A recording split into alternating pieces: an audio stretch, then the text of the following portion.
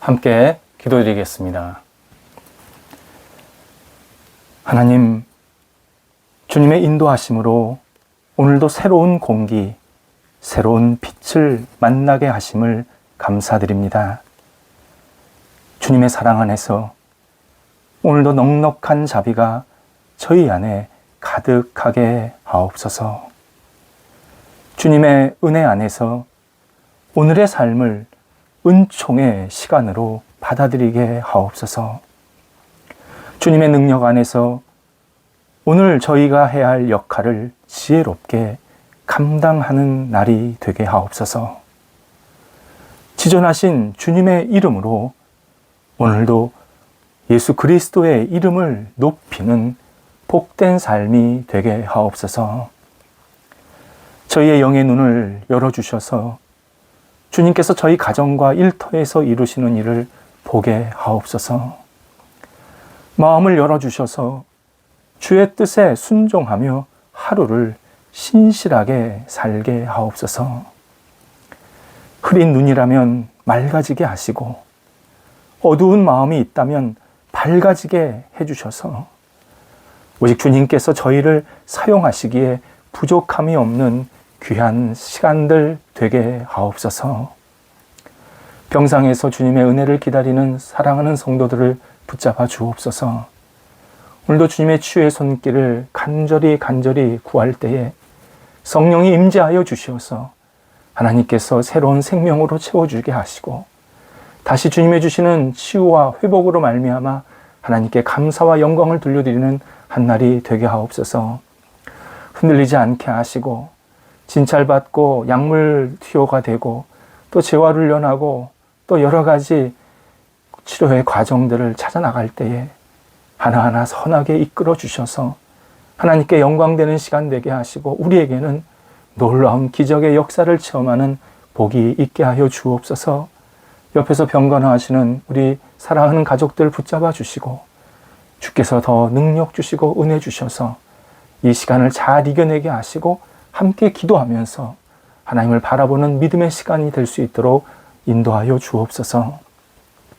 저희 가정, 특별히 어린 자녀들을 위해서 기도합니다.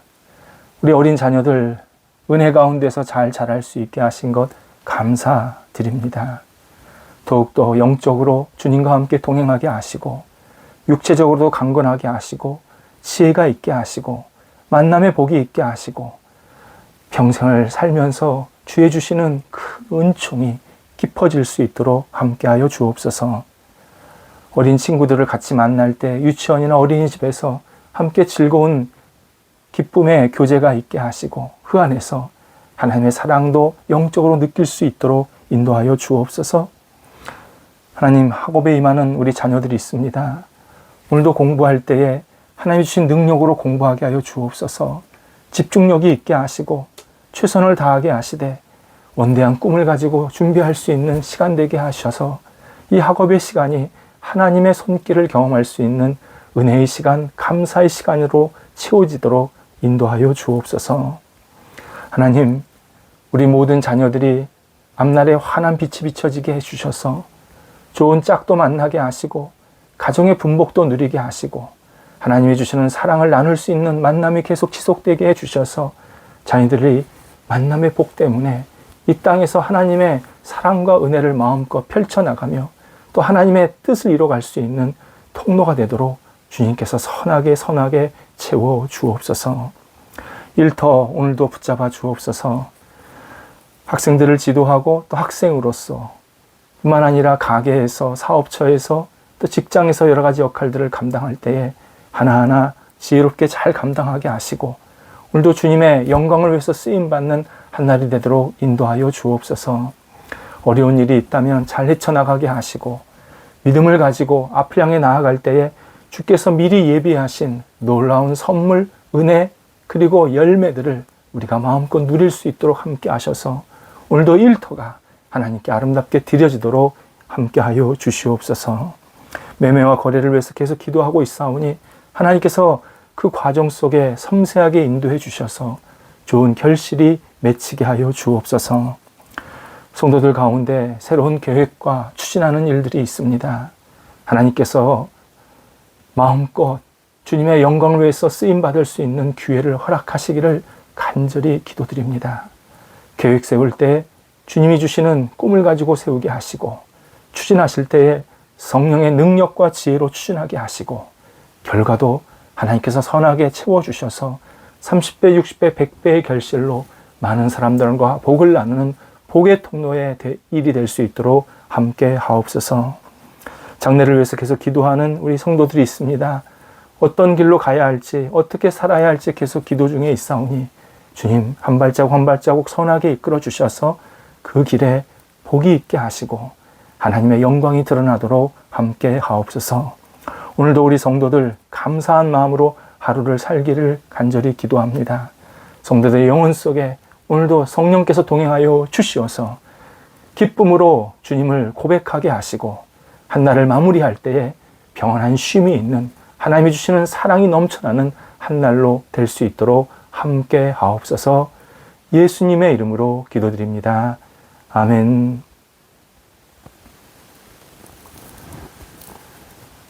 오늘 우리에게 주시는 하나님의 말씀은 구약성경 시편 37편 1절에서 3절까지의 말씀입니다. 시편 37편 1절에서 3절까지의 말씀입니다. 살아계신 하나님의 말씀을 봉독합니다. 악을 행하는 자를 때문에 불평하지 말며 불의를 행하는 자들을 시기하지 말지어다. 그들은 풀과 같이 속히 배임을 당할 것이며 푸른 채소 같이 쇠잔할 것이미로다. 여호와를 의뢰하고 선을 행하라. 땅에 머무는 동안 그의 성실을 먹을거리로 삼을지어다. 아멘. 대부분의 큰 불은 작은 불씨에서 시작이 됩니다.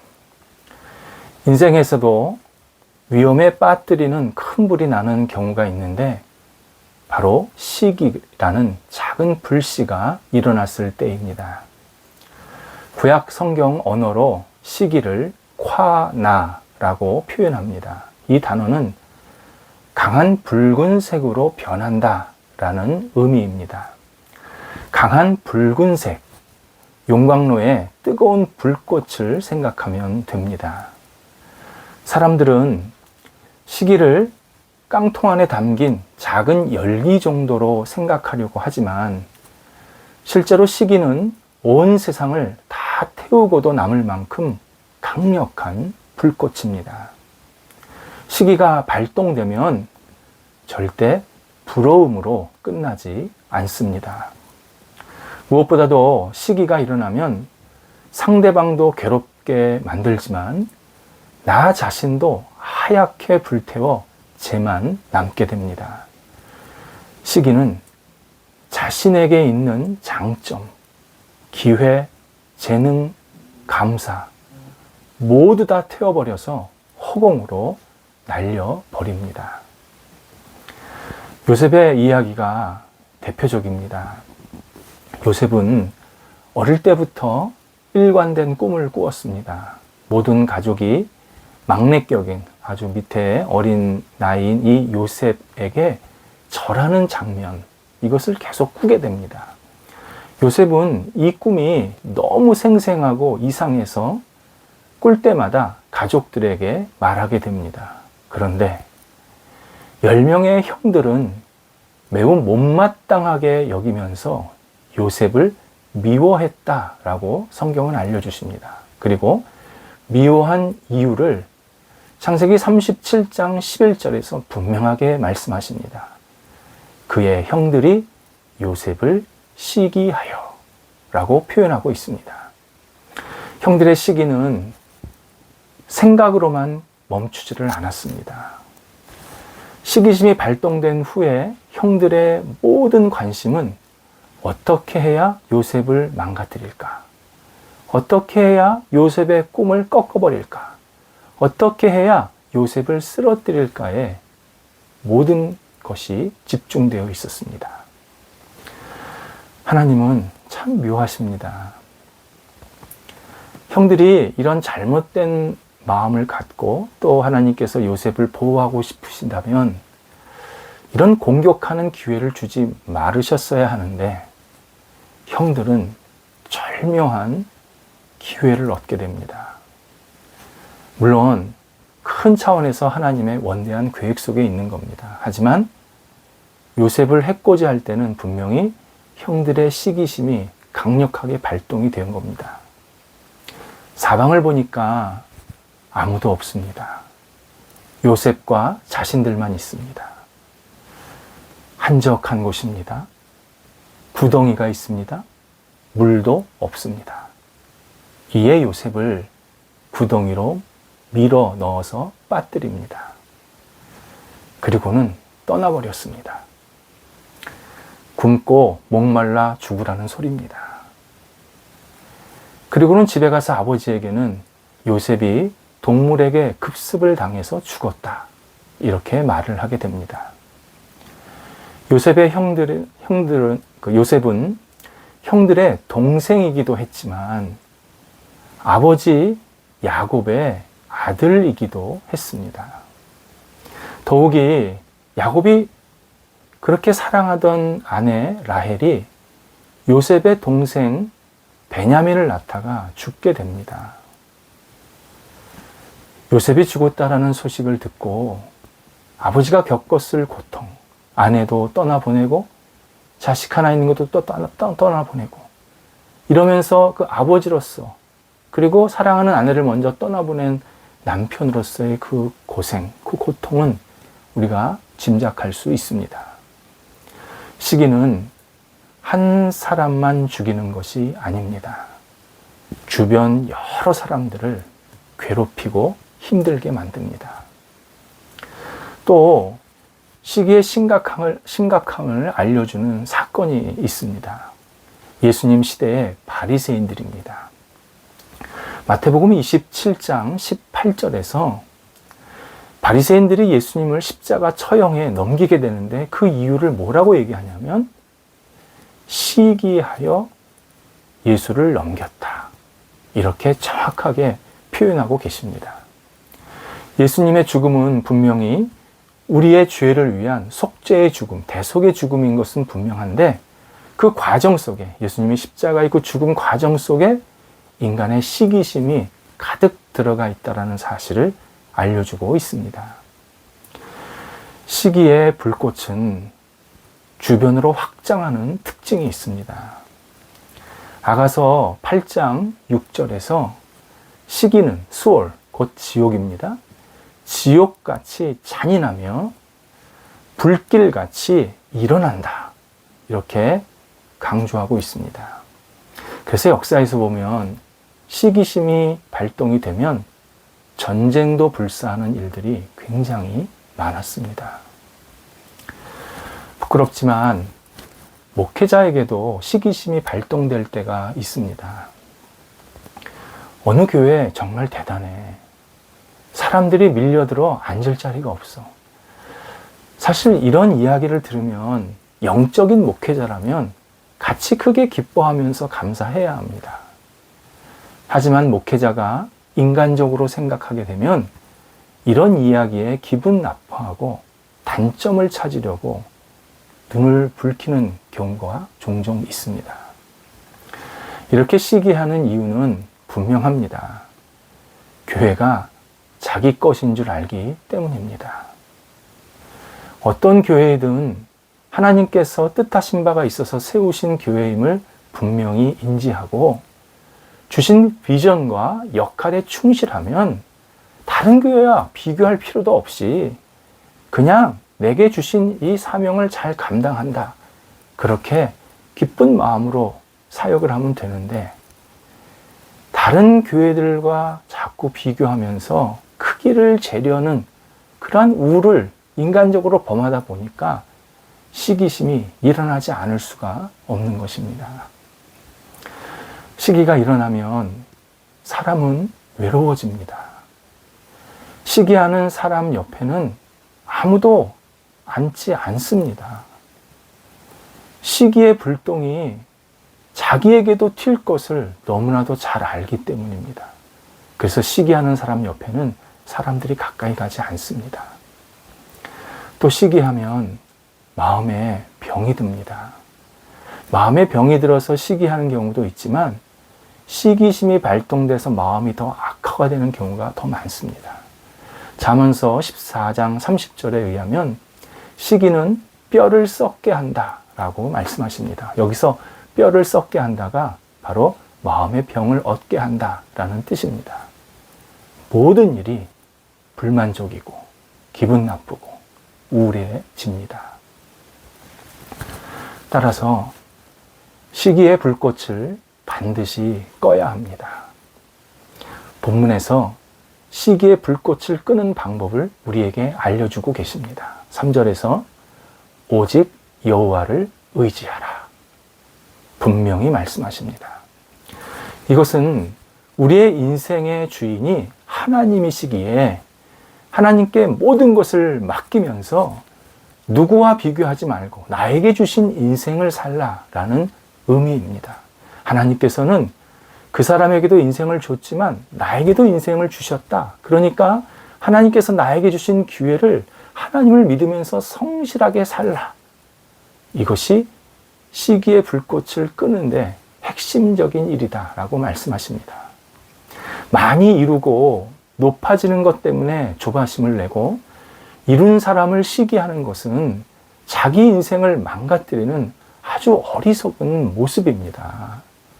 자기 앞에 있는 밥상에 맛있는 밥과 반찬을 놔두고 남의 밥상 반찬만을 쳐다보는, 정말 풍성한 게 앞에 있는데 계속 배고파하는 그러한 어리석은 인생이 바로 시기가 일어난 인생입니다.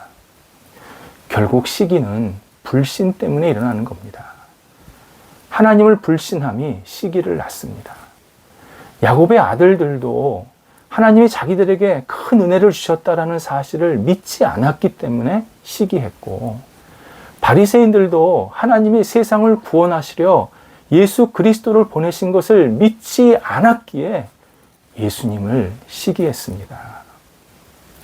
그래서 우리는 여호와를 의지하고 믿으면서 그 다음에 행해야 할 일들이 있습니다. 바로 오늘 본문 3절에서 그 다음 구절이 중요합니다. 하나님을 믿었으면 선을 행하라 말씀하십니다. 선을 행하라. 사랑하며 살라는 겁니다. 구약 성경에 선이라는 이 표현이 굉장히 다양하게 번역이 되는데 그 중에 하나가 사랑이라는 게 있습니다. 사랑을 행하라. 사랑하며 살아라 라는 뜻입니다. 하나님을 믿고 의지하면 나에게 주신 은혜가 크다라는 사실을 깨닫게 됩니다. 그러면 옆 사람에게도 은혜를 나누고 싶고 사랑하는 마음으로 대하고 싶은 마음이 간절하게 생깁니다. 사랑은 시기하지 않습니다. 예수 그리스도께서 주시는 그 위대한 사랑이 내 안에 있는 시기의 불꽃을 완전히 꺼뜨리십니다. 나를 사랑하시는구나. 내가 하나님께 너무 존귀한 존재구나. 이 사실을 깊이 깨달으면 내가 굳이 다른 사람이 잘하는 것에 대해서, 좀 이룬 것에 대해서 시기하지 않아도 될 만큼 그러한 나 자신의 만족감도 하나님께서 허락해 주십니다. 비교하지 않아도 됩니다. 오늘도 예수님께서 나를 사랑하시는 그 사랑을 간직하면서 옆 사람을 인정하고 옆 사람을 사랑하면서 옆 사람이 잘하는 것에 대해서 얼마든지 기뻐하는 그러한 모습, 그것이 사랑하는 사람의 삶의 모습입니다. 사랑은 시기하지 않는다. 다시 이 예수 그리스도께서 알려주신 진리의 말씀을 우리가 굳게 잡고 하나님의 사랑으로 오늘도 우리가 힘차게 다시 일어서야 합니다. 기도하겠습니다. 하나님, 사랑하되 시기하지 않게 하옵소서.